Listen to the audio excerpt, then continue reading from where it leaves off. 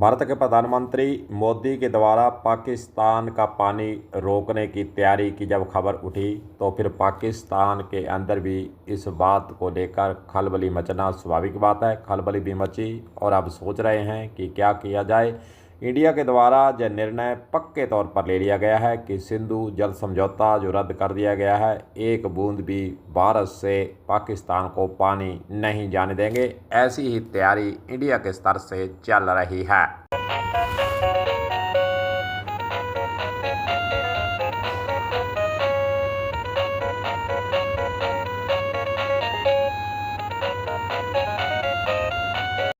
सिंधु जल समझौता खत्म किए जाने से कितना नफ़ा कितना नुकसान पाकिस्तान पर कितना पड़ेगा, इसका असर इस पर करते हैं बात।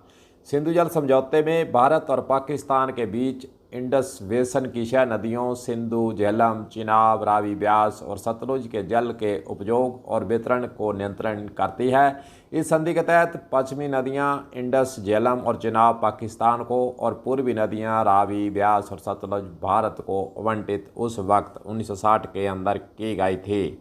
कश्मीर के पहलगाम में हुए घातक हमले के जवाब में भारत सरकार द्वारा 1960 के सिंधु जल समझौते को अस्थायी रूप से निलंबित करने के फैसले ने कई सवाल खड़े कर दिए हैं। इस संधि में क्या क्या शामिल है, यह संधि सबसे ज़्यादा किस देश के लिए फ़ायदेमंद है और सबसे महत्वपूर्ण सवाल, क्या यह वास्तव में इस्लामाबाद को बड़ा झटका देने वाली बात है। इंडिया के द्वारा जब से यह फैसला लिया गया है, पाकिस्तान के अंदर खाद्य सुरक्षा, जल संकट की चिंताएं बढ़ती नजर आ रही हैं। किसान और क्षेत्रीय अधिकारी पानी की कमी से पैदा हो रही कृषि संकट को लेकर चिंतित हो गए हैं। यह कदम दोनों परमाणु सशस्त्र पड़ोसियों के बीच तनाव को और भी गंभीर कर सकता है। भारत और पाकिस्तान के बीच दशकों पुराने सिंधु जल संधि को निलंबित करने के भारत के फैसले ने पाकिस्तान की चिंता पैदा कर दी गई है।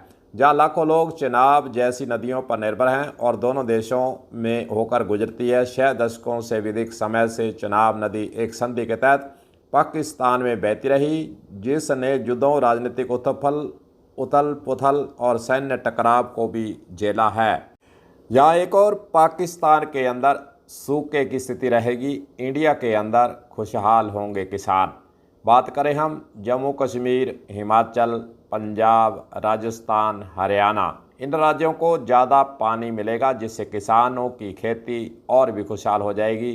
खेती के अंदर एक नया उत्पादन होने लगेगा, किसानों के अंदर खुशहाली आएगी और राजस्थान, पंजाब, हरियाणा, हिमाचल और जम्मू के किसान जो हैं इस बात को लेकर अब खुश भी नज़र आते हैं कि जल्दी से मोदी के द्वारा इस परियोजना को पूरा कर दिया जाए।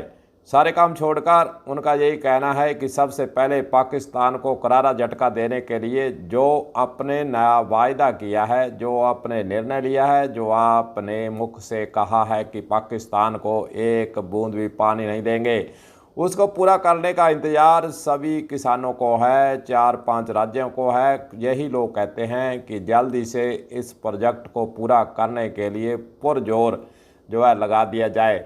हालांकि भारत सरकार के द्वारा जो प्रोजेक्ट वहां पर चल रहे हैं, उसके काम में तेज़ी लाने के निर्देश पहले ही दिए जा चुके हैं।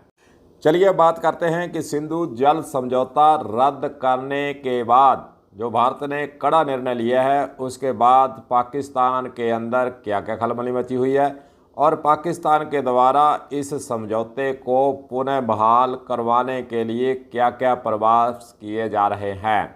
सिंधु जल संधि रद्द करने के बाद पाकिस्तान की तरफ से कई प्रयास किए जा रहे हैं, जिसमें अंतर्राष्ट्रीय मंचों पर मामला उठाने, विश्व बैंक से मदद मांगने और भारत के खिलाफ कानूनी कार्रवाई करने के प्रयास शामिल हैं। अंतर्राष्ट्रीय मंचों पर मामला पाकिस्तान ने उठाना हालांकि शुरू कर दिया है। पाकिस्तान सिंधु जल संधि को रद्द करने के भारत के फैसले को संयुक्त राष्ट्र सुरक्षा परिषद जैसे अंतर्राष्ट्रीय मंचों पर वह उठा रहा है। चीन, रूस जैसे देशों से मदद भी पाकिस्तान के द्वारा मांगने का प्रयास चल रहा है। विश्व बैंक के द्वारा सिंधु जल संधि की मध्यस्थता की थी और यह समझौता उस वक्त लागू किया गया था। विश्व बैंक के बातचीत कराने के बाद ही समझौता लागू हुआ था। विश्व बैंक से मदद पुनः पाकिस्तान मांग सकता है। और हस्तक्षेप करने के लिए पाकिस्तान पुरजोर मांग विश्व बैंक के अंदर उठा रहा है। पाकिस्तान सिंधु जल संधि के उल्लंघन को लेकर भारत के खिलाफ स्थायी मध्यस्थता न्यायालय PCA जैसे अंतर्राष्ट्रीय न्यायालयों में कानूनी कार्रवाई शुरू पाकिस्तान के द्वारा की जा सकती है। पाकिस्तान सिंधु नदी प्रणाली पर अपने पानी की निर्भरता को कम करने और पानी की कमी से निपटने के लिए जल प्रबंधन तकनीकों को अपनाने का प्रयास भी कर सकता है। इस समझौते को तोड़ने के बाद पाकिस्तान की एक तरह से कमर ही टूट गई है।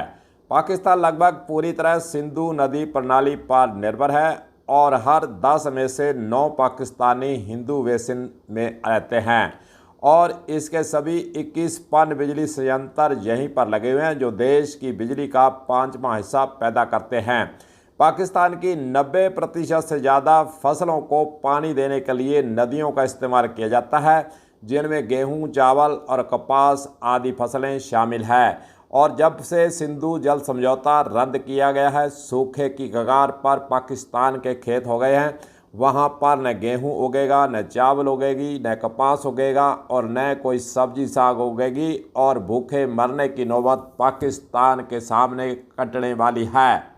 सिंधु जल समझौते को ख़त्म करने के बाद ये सवाल पाकिस्तान के अंदर जरूर उठाए जा रहे हैं कि इस समझौते को दोबारा बहाल करने के लिए प्रयास की जाए। वहाँ की जनता हाहाकार के अंदर यही बात उठा रही है कि किसी तरह से पानी दिया जाए। वहाँ से जो खबरें आ रही हैं कि पाकिस्तान के किसान और आम आदमी अभी से परेशान हो चुका है। उनके सामने संकट आर्थिक रूप से उठने वाला है और पीने के पानी की समस्या उठने वाली है। अब सवाल यह भी पैदा होता है कि पाकिस्तान के द्वारा जो विश्व बैंक या अन्य अंतर्राष्ट्रीय स्तर पर इस समस्या को लेकर जाएंगे, क्या उसमें कुछ निकल सकता है। आखिरकार जो संधि की गई थी उसके अंदर विश्व बैंक, वर्ल्ड बैंक के द्वारा एक मध्यस्थता की गई थी, न कि वर्ल्ड बैंक के द्वारा भारत पर कोई आदेश रोकने का उस वक्त कोई बात हुई थी। सिर्फ मध्यस्थता करना एक अच्छी बात है। दो धड़ों की जब लड़ाई होती है तो उसके बीच बचाव, दोनों की समस्याओं को सुनकर जो बीच का रास्ता निकाला जाता है वह ही विश्व बैंक के द्वारा, वर्ल्ड बैंक के द्वारा उस वक्त निकाला गया था।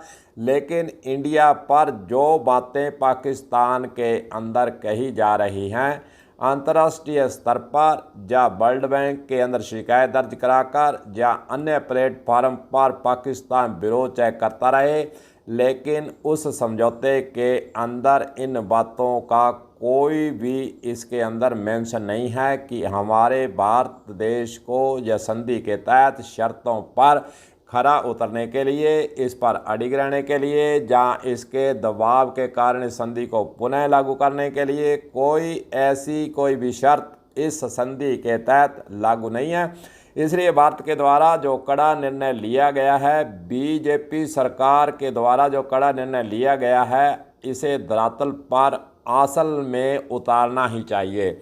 जनता की मांग यही है कि इस बात को पक्के तरह से लागू कर दिया जाए और जो प्रोजेक्ट वहाँ पर चल रहे हैं उसके अंदर फटाफट तेजी लाकर इसे पूरा करवा दिया जाए, ताकि हिंदुस्तान के 5 राज्यों को भरपूर पानी मिल सके और पाकिस्तान को, दुश्मन देश को कड़ा झटका देने की बात हम पूरी तरह से 100% लागू कर सकें।